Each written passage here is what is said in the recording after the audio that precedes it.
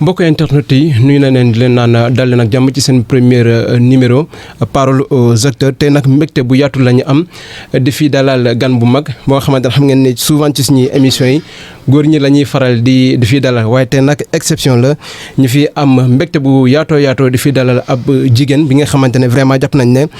parcours am war a jaar-jaaram doy na ci li nga xamante ne moo di exemple looloo sabab nag li nga xamante ne moom moo di émission bi ñu mel tey nag ñu am ci mbégte bu yaatoo di fi dalal Ndeye Penda Ouleye Sonko moom formatrice la consultante en gestion de projet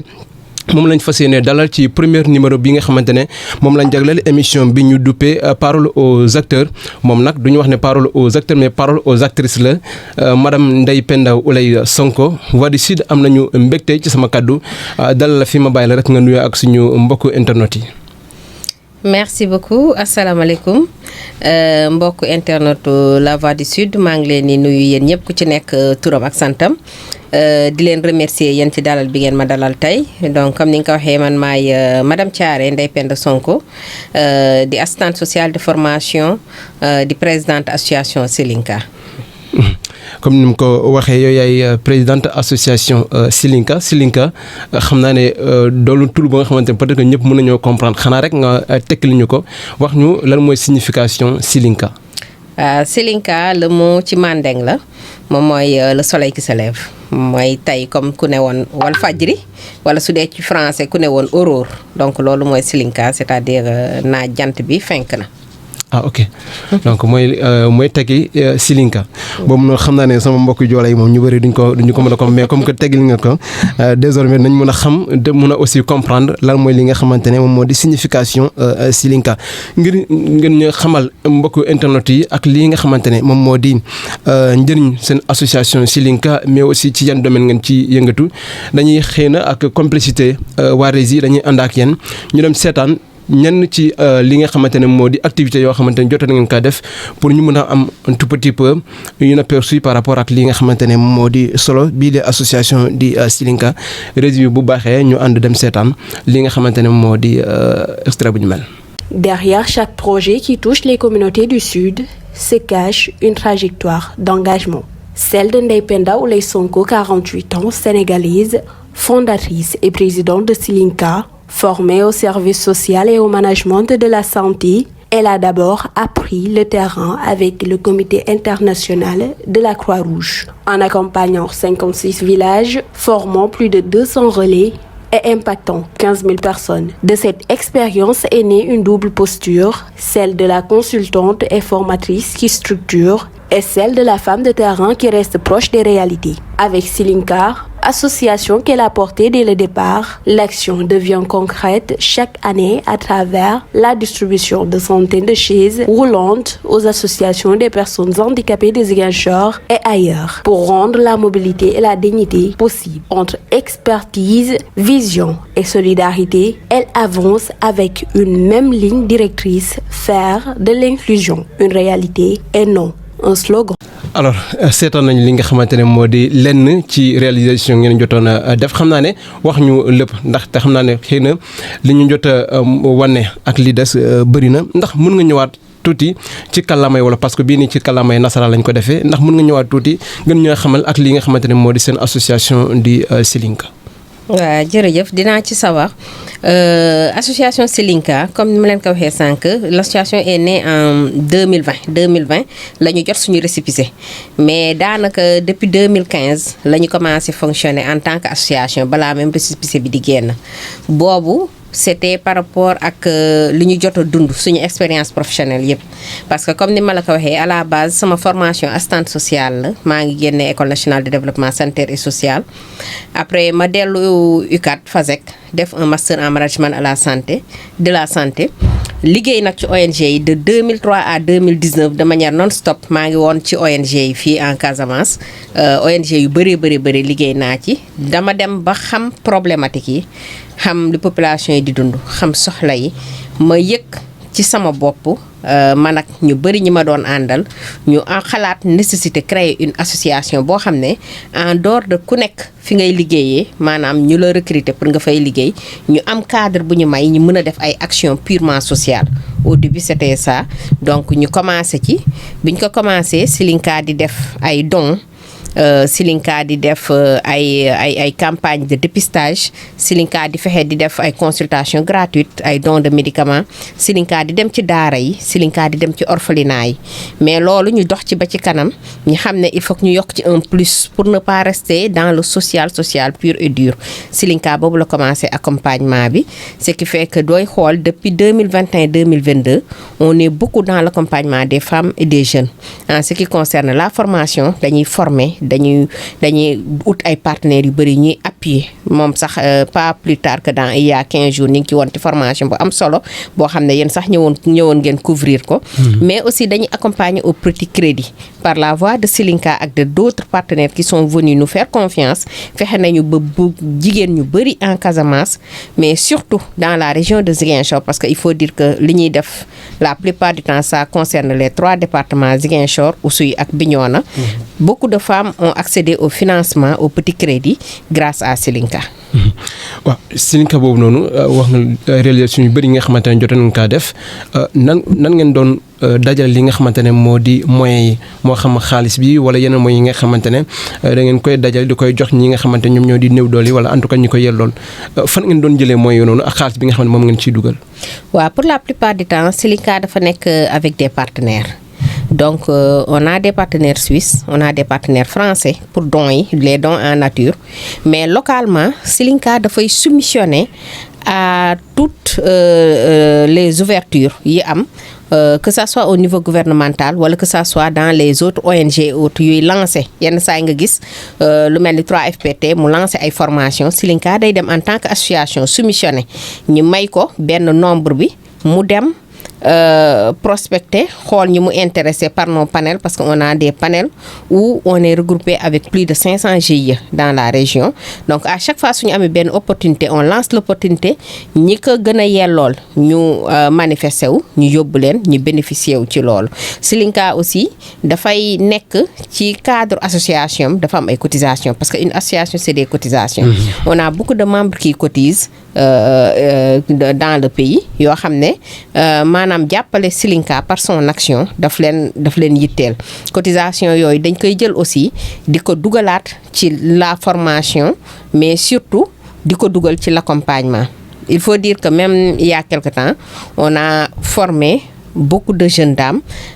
au micro-jardinage et ça c'est l'association Silinka qui a pris intégralement en charge la formation on n'avait pas de partenaire. xam naa ne dëgg nga kàllaamay nasaraan trop waaye ñu góorgóorlu lekk def ko ci li nga xamante ne moo di wax pour mun a permettre ñëpp ñu mun a comprendre du ñàkk aussi bu dee am ngeen ay partenaires yoo xamante ñoom ñoo leen di accompagner wala da ngeen di cotiser du ñàkk xëy na dina am ay jafe-jafe wala ay difficultés yi nga xamante ne da ngeen koy souvent di jànkonteel ci li nga xamante ne moo di réalisation seen projet yi wala doxal li nga xamante ne moo di association bi ndax am ngeen ay jafe-jafe yi ngeen di jànkonteel ak bu fekkee ne am na ci yan nature jafe-jafe yi noonu lan la. waa jafe-jafe du ñàkk mais jafe-jafe yi comme ni nga koy wax surtout dafa nekk ci mbirum koom parce que ñëpp xam nañ ne association amul keesu boppam maanaam association amul gafaga association am na ñu ko am mais ñun suñu association ak cotisation yeeg yooyu mënuñu yóbbu fu sore ce qui fait que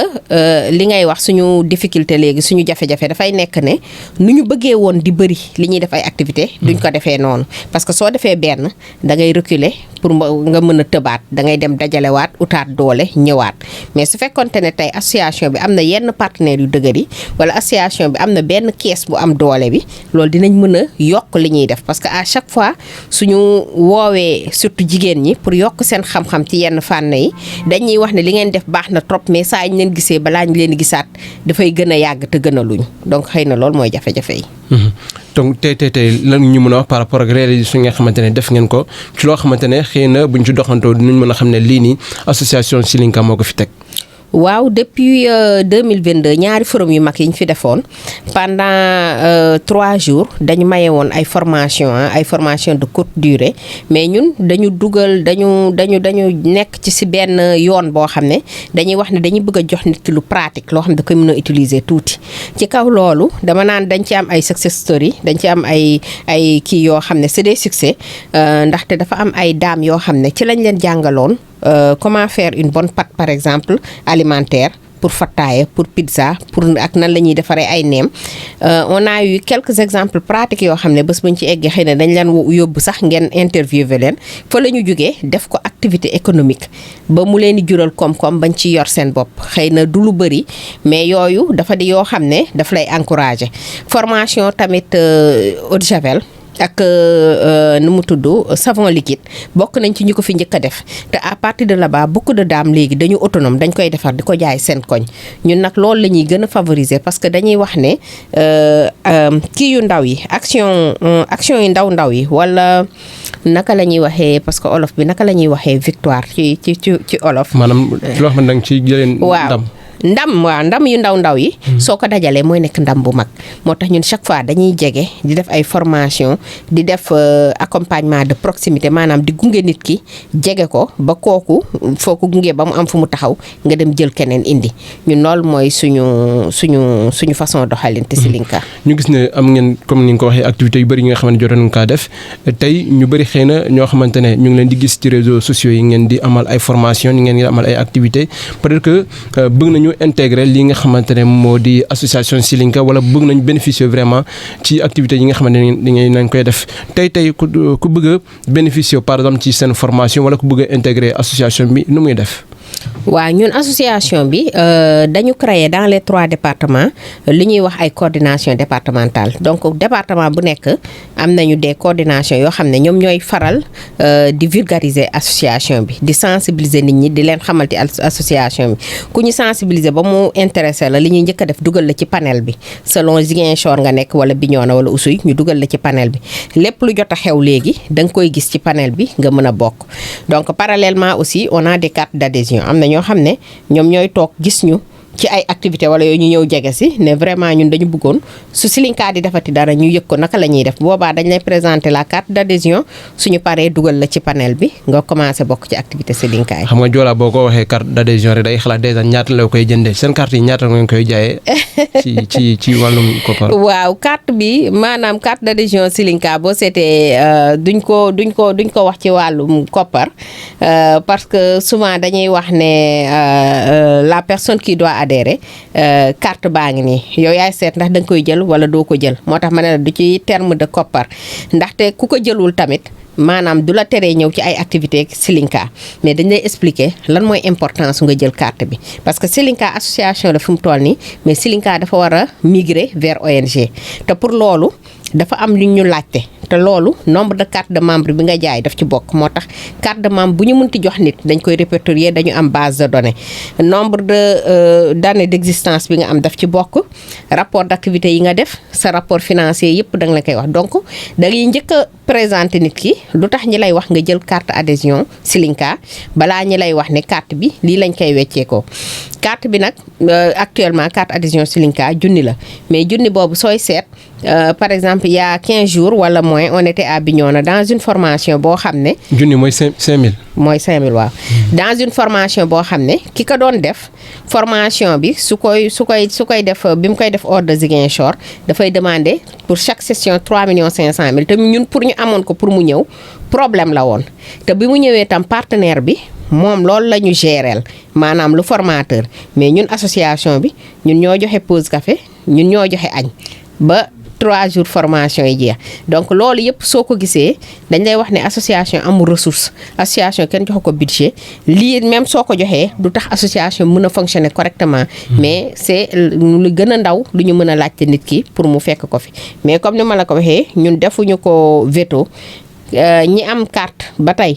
defe naa ne ci base de données bi sama associé yi suñ fi nekkoon dinañ ko mën a wax soo xoolee par rapport ak li nekk ci suñuy panel peut-être on est à plus de 2000 personnes mais je pense pas que am na 200 personnes yu ci am carte de membre pour le moment. pour dire que c'est pas vraiment forcé.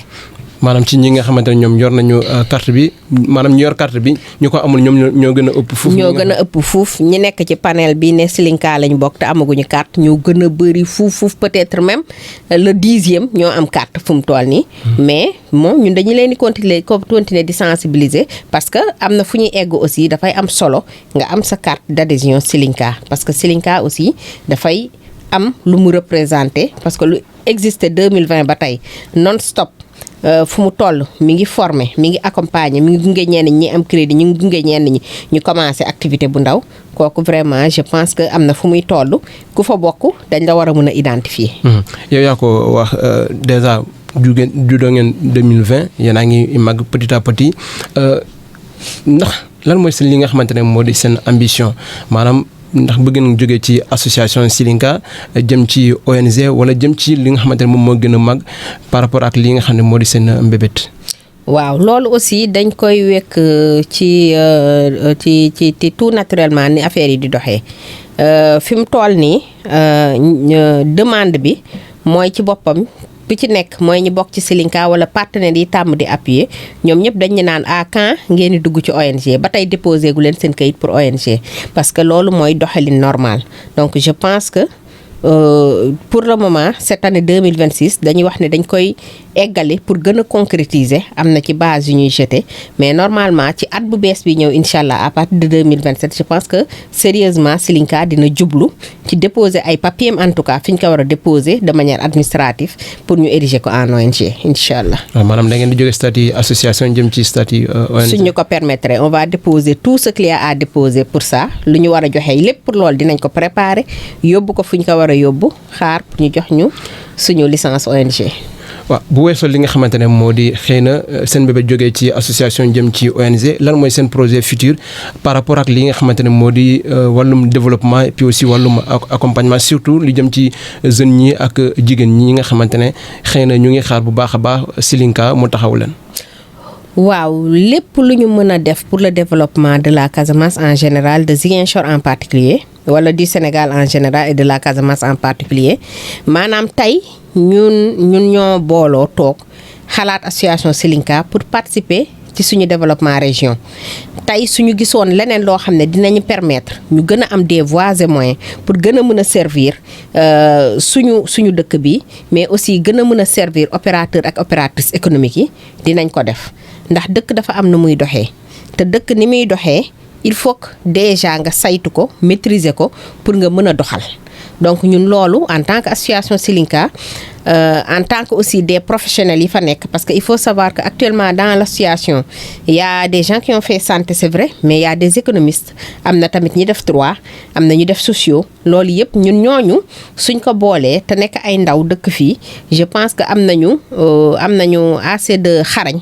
am nañu xam-xam bu ñu war a permettre lépp fépp fu war a doomu Ziguinchor war a mën a taxaw pour service Ziguinchor rek ñu taxaw fa service Ziguinchor raisonnablement. yaa sànq léegi yaa ngi doon wax sa biir wax ne bëgg ngeen jëm ci aussi li nga xamante ne moo di ONG ndaxte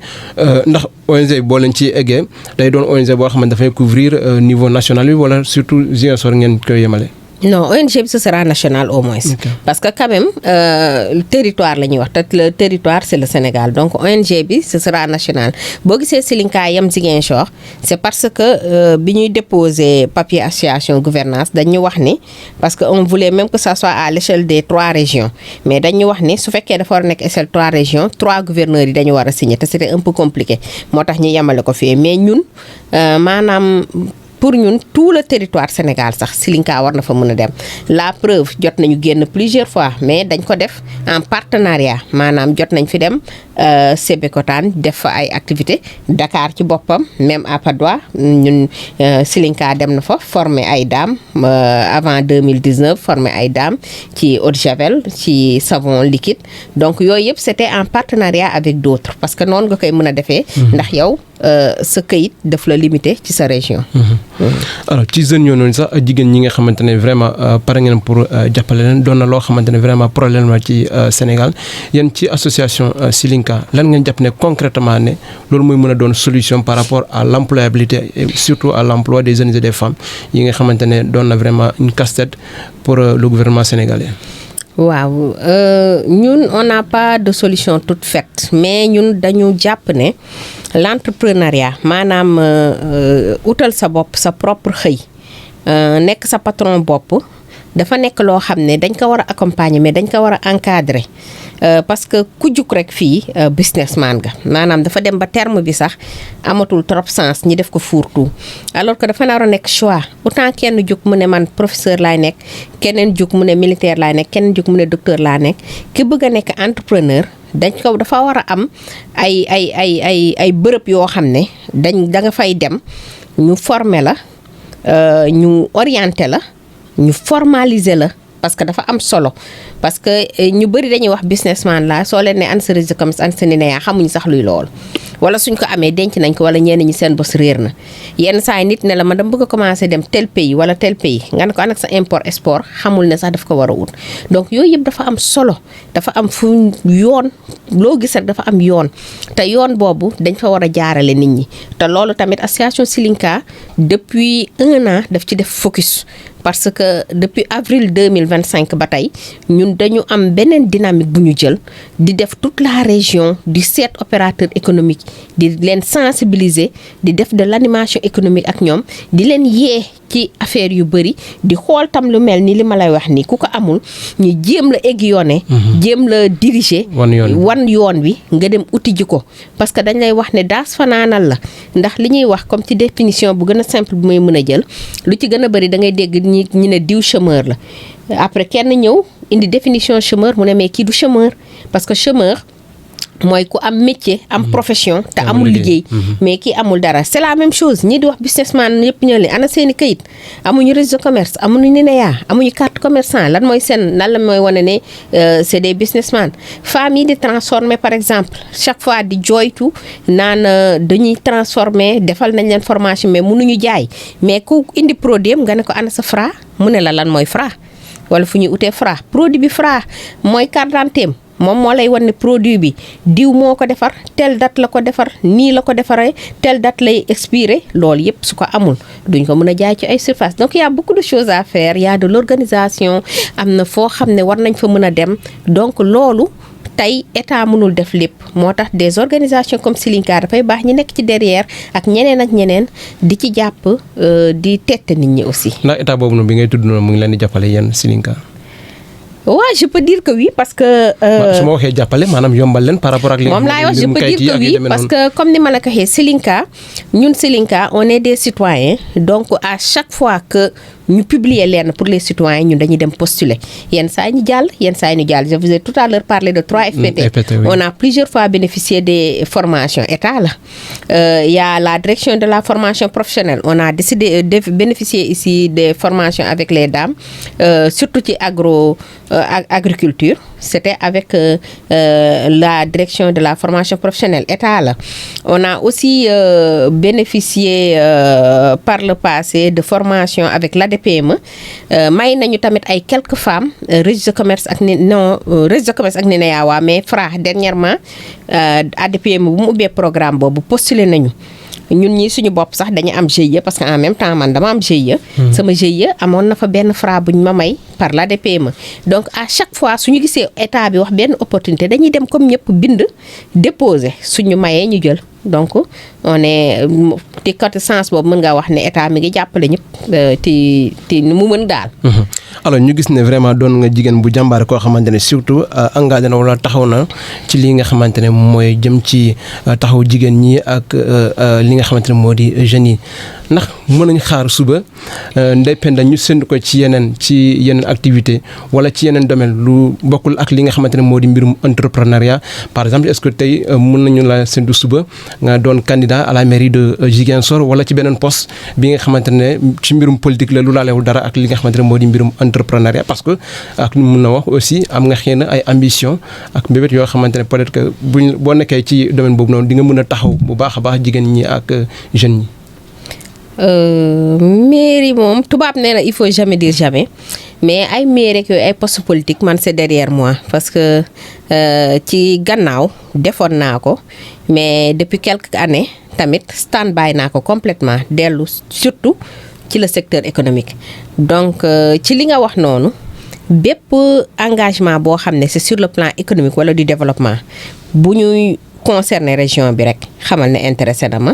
te xamal ne suñ ma ci soxlaa dinaa ci engagé. maanaam poste yoo xam ne dañ koy xëccoo. voilà su fekkee dañ koy xëccoo it mën naa cee dem su fekkente ne c'est pour le développement parce que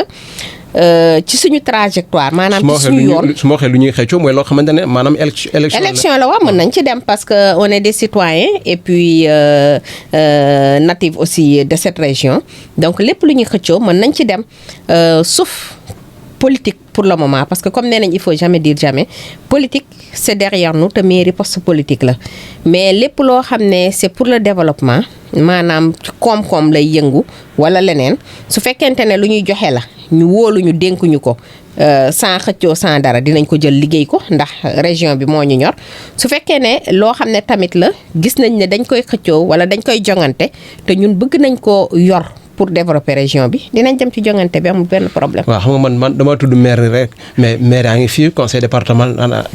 départemental yaa ngi fii chambre de commerce yaa ngi fii yeneen ak yeneen yaa ngi fii foofu laay waxee daal. waaw moo tax man tamit foofu laa la tontoo nee naa la lépp loo xam ne c'est sauf mairie ay conseil départemental politique bi moom am na sama mbokk yi xarañ ñu koy def actuellement bàyyi naa ko ak ñoom voilà mais lépp loo xam ne c'est sur le domaine économique muy chambre de commerce muy leneen ak leneen ndax yaa ko tudd loolu su fekkente ne lu ñu mën a yor la dinañ ko def ndax développement dëkk dama junj rek ma bàyyi ko yow nga tontu. développement dëkk bi daal lépp luy yëngu ci développement dëkk bi ñun dinañ ci taxaw dox ci waaw parce que loolu maanaam ñu jox ñu ko ci ndomba tànk wala joxuñu ñu ko parce que ci la ñuy dox depuis toujours te amuñu ci ndomba tànk suñ ci amee ndomba tànk day nekk un plus bi nga xam ne daf ñuy gën a may les leviers parce que yenn saay am na stature boo dul nekk am na yoo xam ne doo ko mën a def xëy na foofu la ñuy waxee pour mieux servir ñun lépp lu ñuy def mooy pour nekk mbindaanu askan bi mais ci anam yoo xam ne moom lañu suñu njàng may moom lañu suñu xarañ may. waaw xam nga même du fekk ne ay poste politique la mais dafay laajte nga am aussi li nga xamante ne moo di base wala une certaine visibilité pour nga mun a jongante ci poste yu ñu mel wala ci li nga xamante ne moo di responsable yu ñu mel. fan ci lan nga gën a bëgg a sukkandiku pour mun a jongante ci Silinka la wala par rapport ak activités yi nga xamante ne yaa ngi koy def. waa ci Silinka mais aussi ci suñu parcours parce que. ñun am nañu parcours ci région bi 2003 ba tey maa ngi fii liggéey te auparavant mën naa ne presque fii laa juddoo ndax bi may ñëw Ziguinchor at boobu laa dugg école c'est vrai que doomu ay parents fonctionnaires laa dañ doon wër un peu partout au Sénégal mais yàlla dafa def année bi ñuy ñibbisi année boobu laa dugg école donc man fii laa xam fii laa jànge ba am bac dem UCAD dellu si liggéey fii à partir de 2003 ba heure bii donc fii nii amul lenn loo xam ne war nañ fi war a mën a wax ne dañuy ut ay lay maanaam dëkk bi amuñu fi sens interdit jàng nañ fi liggéey fi li ñuy wax naan dëkk ci dëkk bi tekki ci dëkk bi gën ñun di dëkk bi la ñu dëkk ci dëkk bi la ñu tekkee demuñu feneen donc lépp lu nit di soxla pour laaj lenn ci dëkk bi mi ngi ci ñun defuñu fi délit amuñu fi sens interdit fii la ñu liggéeyee te depuis toujours saabu du fóot boppam mais dama leen di wax naan man de concernant Ndeye Penda Sonko dama naan ku mu neex na dem def micro trottoir. alors Ndeye Penda ñu gis ne Sénégal ci anam ñi defee politique doon na anam yoo xamante ne vraiment anam bu métti la ñii sax dem nañu sax ba des fois di boole politique ak lii nga xamante ne moo di vie privée li tax ma koy wax dafay am ay attaques. yu bëri yoo xamante ne ñenn ci ñi yëngatu ci politique bi dañ koy yëkkati di koy jëmale ci ki nga xamante ne moo di sa frère ndaxte ñëpp xam nañ ne Ousmane Sonko mag la ci yow attaques yooyu noonu ak critiques yi nga xamante ne parce que Sénégal moom doo xëy suba ba ngoon doo dëgg Ousmane Sonko boo jàppee télé Ousmane Sonko boo jàppee rajo Ousmane Sonko yéen en tant que parent ci Ousmane Sonko nan ngeen di dundee attaques yi ñuy mel. waa loolu peut-être dama naan. mënuma ne miis nañ ko parce que lu bon ak lu naqari kenn du ko miis mais damay wax ne yàlla mi ngi ñuy dimbale ba ñu ngi koy gérer ba ñu ngi koy dund te terewuñoo continuer dund. man damay je me pose la question est-ce que ñun nuñ koy déggee ak yéen aussi nenu ngi koy déggee maanaam. bu baax loo leen dégg loolu la ñu dégg loolu lañ gis loo leen gis loolu la ñu gis mais su la yàlla mayee nga am gëm-gëm. da ngay nangu nattu parce que lii nattu la ñun noonu lañ ko dundee après le reste ku ci nekk nga jéem a continuer sa vie Ousmane lii destin am la loo xam ne la dañ ko nangu trop tamit dafa impacté ci suñu destin ñun ñëpp parce que kenn choisirul man def naa politique à cause de lui wala grâce à lui parce que tamit ça a été positif loolu la rayul rek dalay màggloo. ndax attaque yoonu moo tax léegi bëggatoo engagé ci mbirum politique. non man loolu feregeewu ma il faut connaître un peu la personne loolu yëngaluwuma mais nit à chaque fois soo tollee fenn da ngay natt est-ce que li may def nii jar na ko wala jaratu ko est-ce que su ma defee woon nii du gën ci côté boobu laa retiré woo parce que bi ma ciy engagé wu da doon soog a commencé xamaguñ ko ma nekk ci dès le début su nit di gëstu aussi longtemps que vous allez regarder sur YouTube mes vidéos dama leen mës a wax ne man bëgguma nekk maire bëgguma nekk député bëgguma nekk ministre j'accompagne juste mon frère boobu nit ñi ñëwaguñu woon bi nit ñi ñëwee ba bëri dama bind sama démission parce que quand même amoon naa ndomba tànk ci biir parti bi parce que j'étais la coordinatrice de la zone membre Pastef si loolu moom duma ko nëbb mais poste bi ma doon occupé la coordonnatrice de la zone sud pour les femmes dama bind officiellement ma démissionné donc actuellement j'ai aucun poste milité wu ma activement dew ma réunion dew ma meeting dew ma fenn dama bëgg ñu taxaw ci loolu noonu bul def comme Diomaye da ngaa démissionné ci poste bi mais yaa ngi ci parti bi wala ñaar yëpp nga démissionné maa ngi ci parti bi je vais jamais démissionner ci poste bi nga démissionné waaw ci poste bi laa démissionné comme Diomaye ni mu ko defee waaw ci poste bi laa démissionné parce que dama gis ne amatul woon njëriñ parce que ñi ko war a mën a occuper bëri nañu te ñëw nañu donc j'ai démissionné mais de manière militante nekkatuma di dem comme bu njëkk ba dematuma réunion dematuma meeting dematuma activité mais j'ai pas déchiré ma carte de Pastef du ma ko def parce que ce serait même hypocrite parce que sama xol Pastef la suñu tuddee Pastef day laal sama xol su ma gisee lu war a mën a jëriñ Pastef dama koy def mais sinon je ne suis plus en train de militer parce que bi ma doon militer dafa fekk ne j'étais en train de massifier le parti est massifié et c'est bon pour le reste ñun tourné nañu page boobu ndaxte man su du woon loolu mosuma woon xalaat ni dinaa politique de ma vie donc j'ai accompagné un peu mu jeex léegi je suis dans mon monde je suis retournée dans mon monde développement économique donc ci yooyu laa nekk. alors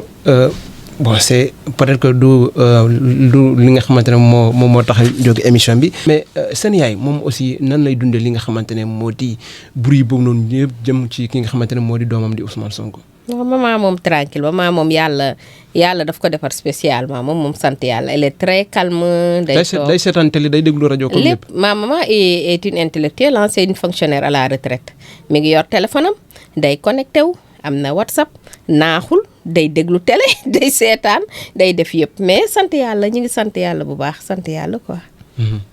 moom yow ak moom pem yéen a ngi déggante. bu baax maa topp ci moom donc mënuñoo réeroo. alors Ndeye Penda ma bàyyi la rek bu fekkee ne am nga message boo xamante ne bu nga ko lancé wala avant loolu sax ban lecture ngay def par rapport ak li nga xamante ne moo di commune bu Ziguinchor parce que fii Ziguinchor aussi. yaa ngi politique de boobu bàyyi ko. waaw non dama lay laajte rek nga def ñu une lecture par rapport ak la gestion de la commune de Ziguinchor surtout projet yi nga xamante ne moom bi muy nekkoon fii maire Ziguinchor jotoon na koy yëkkati diggante bi mu am ku ko wuutu. parce que après tout citoyen Ziguinchor. waaw si mais je suis pas de très près. Je ne suis pas de très près mais voilà je me dis que gars yaa ngi góorgóorlu et puis aussi di ñaan yàlla rek yàlla na affaire yi egg fi ñu ko commencé woon comme projet la woon yàlla na egg foofu pour le bien de la commune mais encore une commune c'est un tout une commune chambre de commerce dafa war a dox mairie bi dox conseil départemental bi dox citoyens yi def seen wareef ñëpp ànd commune bi dox. waaw loolu mooy une commune. alors ñu gis ne aussi lu jëm ci li nga xamante ne moo di jeunes ñi ak jigéen ñi vraiment fii ci côté Ziguinchor rawatina fi nga xamante ne moo di Casamance bëri na ay potentiel yoo xamante ne mën nañu ko fee exploiter boo waxee période bi ñu toll nii léegi ñu ngi dugg ci nawet déjà nawet bi commencé na am nañu mangue am nañu ay madd bi bu jeexee am na beneen saison boo xamante bu ñëwee aussi dafay doon saison orange yi ak saison di tax yi ak yeneen ñu gis ne am na ay potentiel yu bëri yoo xamante ne vraiment mën nañu ko exploiter fii ci Casamance lan mooy ci sa xalaat par rapport ak li nga xam ne moo di potentiel donné ak nan lañ ko war a exploiter pour mu doon loo xam ne dafay njëriñ population casamançaise. waaw loolu moom mooy le grand dommage ñun vraiment dañ ciy yëngu bu baax a baax actuellement même en dehors de l'association sur le plan économique individuel ñun on est en train de montrer notre propre unité pour di exploiter tous les fruits mais loolu maanaam goutte d'eau la ci paan maanaam lu ndaw la mais dafa am loo xam ne politique la war a nekk politique étatique dañu wax nañu le plan du président de la République pour la Casamance mais je pense que dañu war a romb slogan dañu war a nekk loo xam ne dañuy jël le taureau par les cornes danga may wax ma wàññi français mais yenn saa yi dafay xaw a compliqué. en bon joola bawol dégguma tamit kii bu bëri olof bu bëri donc pour jël le taureau par les cornes dafa war a am lu spécial parce que c'est pas ay affaire de Casamance néeg ni Casamance yàgg nañu dund dinañ continuer dund mais c'est parce que on est en train dañu nekk di perte loo xam ne mën na jëriñ Sénégal lu bëri fruits yi di fi yàqu da ngay jël mango rek ñu ne la mango mën na génne 14 dérivés te mën na dem plus parce que pour le moment fa la recherche bi toll. jël di tax ñu wax la amul lu ñu mënul génne ci di tax ba commencé di defar ay biscuitu di tax nga jël leneen te loolu yëpp am na fi mais dafa war a am maanaam benn plan d'urgence pour fruits yeeg yooyu arrêté di nëb te loolu population kese mënu ko maanaam am na yoo xam ne état mooy lancé wu après nit ñi topp ci donc loolu moom vraiment c'est un cri de cœur c'est chaque fois su ma defee émission dama koy lancé ma ne leen vraiment la population peut bien faire mais dafa am loo xam ne orientation état la dafa am ay politique étatique yu forte yu am doole yu ko war a accompagner avec des moyens des lignes budgétaires orientées vers ça. waaw xam nga loolu noonu aussi comme wartu ñu koy waxee ndimbal da siy fekk borom loxoy borom donc fii aussi ñu gis ne ñu bëri xëy na peut-être que li nga xamante ne moo di moyen mooy manqué mais am ñu li nga xamante ne moo di formation wala en tout cas li nga xamante ne moo di capacité bii tax tey par exemple bu ñu fi implanté woon ay industrie ñu mun leen jël ñu liggéey ci industrie yi ñu mel tey lan mooy doon message bi ngay lancé à l'endroit des jeunes et des femmes ñi nga xamante ne xëy na suba ba ci yàlla indee ay xewel mu fekk ne déjà ñoom pare nañ pour liggéey ci li nga xamante ne moo di domaine yi ñu mel. Les jeunes je ne sais pas trop mais les femmes sont très formées hein. Les femmes man loolu moo leen manqué justement ñu installé fi ay industrie te même pour les jeunes le jour où loolu taxaw je pense que la formation lu gaaw la te du compliqué. fu mu toll nii li important mooy au contraire mettre en place ces industries là et les ouvrir aux populations mais pour la formation ak maanaam bëgg buñ ko bëgg nañu liggéey fii saa yoo jógee 5 heures du matin jigéen ñi rek ngay gis. jigéen ñi dañuy liggéey fajar. ba xaaja guddi. donc ñooñu soo leen yombalalee liggéey bi dañuy liggéey. saa yoo leen yombalalee liggéey bi dañuy liggéey donc problème bi du parce que ay ñoom formé wuñu wala ñoom bëgguñu liggéey non problème bi mooy même avec toutes ces formations là ñoom sax dañuy dem ba tàyyi ci parce que da ngay ñëw sax di former nit ku nekk na waa bii nii la parce que dañu leen defaral formation bi defaraatal leen ko defaraat parfois avec amélioration yi ndaw mais du bëri donc problème bi mooy installer ces industries et ces mini industries installer aussi système bu ñuy jël pour vraiment perte fruits yi mu arrêté et loolu je pense que ñoom mënuñu ko comme ni ma ko waxee keneen moo ko mën en l'occurrence l'État ou les bailleurs. alors bu fekkee ne am na leen loo xamante ne xëy na laaj ma la ko te nga bëgg kaa yokk ci waxtaan bi mbay la nga àddu si. waaw peut-être am na sànq aspect bu ndaw bu ma fàttee bi ngay wax ci le président Ousmane Sonko parce que c'est pas pour retourner à ça mais danga ma laajte woon naka lañ koy dundee donc comme ni ma la ko waxee woon parce que ñun dañu comprendre très tôt ne il faut avoir la peau très dure sinon duñ ci génn parce que ci li mu dugg te dugg na ci ba pare li ñuy wax naan amul tànki gannaaw suñ ko ci bëggee accompagner continuer dund il faut que ñu am la peau très dure mais yenn saay du manquer impacté par exemple sànq yaa ngi wax ci man ñun dafa dem ba nga xam ne saa yoo génnee di def activité nit ñi duñu gis Ndeye Penda Sonko assistante sociale qui a un master en management de la santé ku def lii nekk présidente association Silinka def lii mais rakku diw la ñuy gis. te rakku diw boobu. xam naa ne est-ce que ñuy naan est-ce que Ousmane Sonko moo lay jox xaalis. lu nekk ngay dégg te rakku diw boobu. yooyu yaa ngi koy dégg. lu nekk lu ëpp loolu sax mais loolu garaaw loolu c'est le moindre mal suñ ko waxee parce que su fekkee ne xaalis boppam la su ko neexee mu jox ma ko bien que man comme ni ma ko waxee ñun ñaar ñoo bokk fuñ ñu ñaanalee. dafa commencé liggéey 2001 ma commencé liggéey 2003 donc on est des frères yàlla wërsëgal ñu ku nekk yaa ngi dox sa chemin mais tey su amoon xaalis boppam ci poche may ma ko war na ma ko may parce que man maay rakkam mais waxee ma foofu mais dafa bëri ñu mal intentionné te ñu mal intentionné ñooñu dañuy dem ba suñu gisee ngay dox sa dox sax ñi ci bëgg a jël loolu tourner ko négativement comme si yow nekkatoo yow nit en tant que personne sa physique. Ndeye Penda Sonko en tant que une femme de la Casamance une sénégalaise de Ziguinchor boo xam ne daf fi juddu màggee fi tekki fi continuer di servir population bi donc dañuy ñëw bëgg a indi loolu am nuñ ko tourné donc côté boobu laa xawoon fàtte tuuti pour wax la ne ni ngay wax ne nuñ koy dundee xëy na côté boobu moo ciy xaw a yenn saay am impact te du impact bu négatif sax mais c'est loo xam ne à chaque fois yow ci loo nekk da ngay obligé di ko leeral di ko defaraat et parfois ça te prend du temps. peut-être que une anecdote boo xamante ne mosoo ko wax fenn nga dund ko ci li nga xamante ne moo di situation Ousmane Sonko ci loo xamante ne peut-être que impacté na la wala en tout cas daal doon na loo xamante ne du la marqué la. Une anecdote